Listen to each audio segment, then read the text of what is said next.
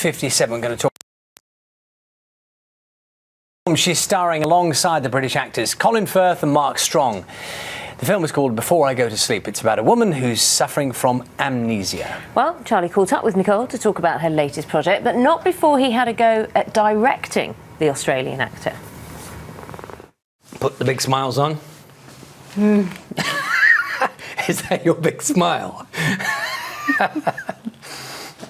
She's got the timer out. I'm joking.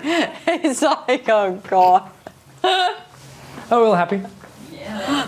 When we start these things and you hear that timer going, do you wish it was over? Do you wish it was over right now? Already? No, I want to go back to what we were talking about before the cameras rolled, well, which we won't be talking about now. No, but we one won't. day. Have you rubbed the side of your chair? If you do that for a while, your hand will go numb. Can I just say, I came into the room and he said, oh, this reminds me of my grandmother's chair, and I thought he said my dress reminded me of his grandmother's dress. And then I got into trouble for not saying it's lovely. No, this dress, only women like this dress. How do you know? Because only women have said, oh, what a beautiful dress. Should we just quickly ask the team? Let's just get hands up from the team here. Who likes the dress? Hands up, guys. We got. See, look, he doesn't like it. It's only two. Oh my God, okay. the two women. That's looks terrible. Like you're right. Couldn't you have at least faked it and put your hand up? No. We all love the dress. No, they don't like it because it's not low cut or something, right? Let's move on. Come on. We started on a bad note. No, that's a good note. Hello? Christine, it's Dr. Nash. You won't remember me, but we've been doing some work on your memory. And we've been keeping a video diary. I'm not certain that Ben knows. My name is Christine Lucas and I'm an amnesiac. The film is about the medical condition. I mean, the serious medical condition of amnesia. Yeah. Each day she wakes up, effectively relearning who she is. It's terrifying. And so when she wakes up, she's in her 40s. So she's lost a huge chunk of her life. You hide my past from me. To protect you. From what? Just tell me the truth. Sometimes we don't always have the strength. How can I trust you? It isn't just about you. People say that you're drawn to the darker stuff. They do? Well, you know, that's what people say. I'll just put it over there. You tell me. People say. You tell me. Yeah, I suppose I'm drawn to all facets of the of human psychology, and I'm curious about the way in which we as human beings exist, the way in which we survive, the way we deal with loss. And it's also quite, I dare say, some people would say quite brave as an actress, because you're very vulnerable in the film. That's what the role is, someone who is in extreme circumstances. Yeah, and I mean, people go, gosh, how did you feel about sort of just looking so raw and haggard? And I'm like, I love doing that, because the idea of 20 minutes in the makeup chair is lovely, but at the same time, I like that sort of exposed, where you see your skin change colour, and when you cry, you actually feel the emotions. Stay away from my way. You're confused. Your imagination is filling in the gaps in your memory. Help me. Now, on the posters for the film, we've got, of course, your picture, and then these two men, quite iconic actors in the British movie scene, who we have associated in the past with quite distinct roles. And this film messes with lots of things to do with that, doesn't it? Who's good and who's bad. Yes, but you can't talk about those because it gives it away. No, I'm not going to talk about them. You can't talk about it, so quickly, don't talk about it. I'm not going to talk about that. No, I said don't talk about it. Don't speak. Let me put it a different way. No, I said don't speak.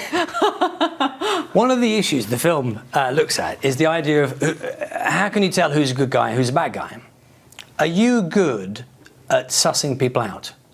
I mean, that thing. Me, Nicole? Yes. No, I'm not. Not good at spotting who the nice people are. I think I go into everything, and my friends would say this. Are they nodding? Quite blindly. Really? Trusting, yeah. People might be surprised. That I'm like that? Well, I don't think so. Maybe that your life, as it's been led, that would make you quite wary.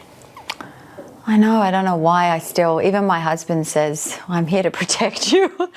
I mean, if someone betrays me or if I get very, very badly hurt by somebody, well, then I'm not sort of running after them, you know, ridiculously like that. But in terms of the way I approach things, I try to approach things openly. You've done 1 or 2 interviews lately.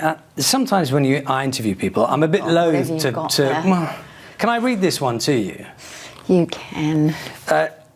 This is apparently what you said. There have been times when I haven't cared whether I was going to be here or not. Mm-hmm.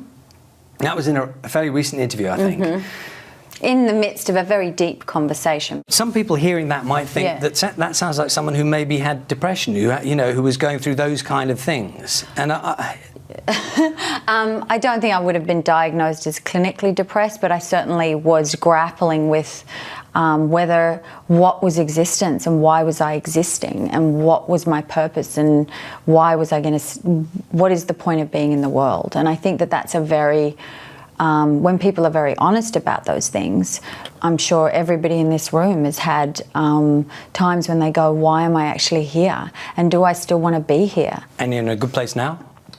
In a good place. I don't mean literally. Yeah, I mean, because always will ride the crests of ups and downs in terms of life and feeling and being able to, but trying to be empathetic and compassionate and kind and deal with, this journey that we're all on together, which is an extraordinary journey. Now, and I like saying together because when I think so much of our strength comes from our connections and our friends and the people that we have in our lives, and the ability to get through things is because of that. It's been lovely to see you. Thank you very much. Thank you. You got on well. I do know this already, but always in that situation, indeed any social situation, always say someone looks great. You didn't though, Just say it anyway. But you didn't. Yeah, but you didn't. I know that. You made her feel bad about her dress. We got through it in the end. Smart woman. Looked very friendly. Her new film, Nicole Kidman's new film, is called Before I Go to Sleep. Classical pianist James Rhodes has been back to school to find out just what state music education is in, and he's not happy. We're going to be speaking to him in a moment, but first, here's a last quick look at what's happening where you are.